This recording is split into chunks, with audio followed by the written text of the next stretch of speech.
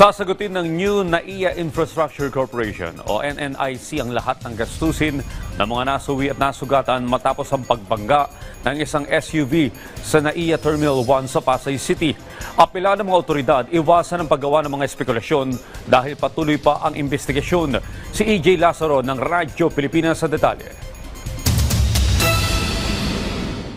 Sa CCTV footage na ito, makikita ang biglaang pag-anda ng SUV patungo sa mga pasahero ng departure area ng NAIA Terminal 1 sa Pasay City. Ang insidenteng yan, nagresulta sa pagkamatay ng 2 katao, kabilang na ang 5 taong gulang na bata na kasama sa paghahatid sa amang OFW. Naisugod naman sa ospital ang 3 nasugatan.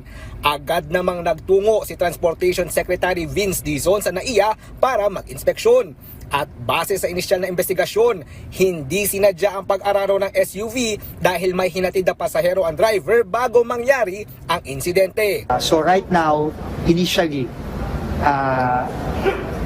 mukha namang hindi pumunta dito yung driver para managasa. No, hindi intentional dahil nga nakita natin na meron talaga siyang hinatid na pasahero dito sa huminto. Somewhere here. Nagpasalamat naman si Secretary Dizon sa pamunuan ng NNIC matapos mangako na sasagutin nila ang lahat ng gastusin sa mga nasawi at nasugatan.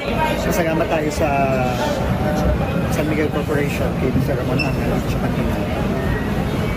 Kinmit niya na lahat ng gastos ng namatayan, ng mga na-injure, sasagutin po ng San Miguel Corporation. Sa ngayon, nasa kustodiya na ng mga pulis ang driver ng SUV. Sinuspinde na rin ng Land Transportation Office o LTO ang kanyang lisensya. Pinapayuhan naman ng mga otoridad ang publiko na iwasan ang paggawa ng mga espekulasyon lalo na't patuloy ang kanilang sinasagawang investigasyon sa naturang trahedya. EJ Lazaro mula Radyo Pilipinas.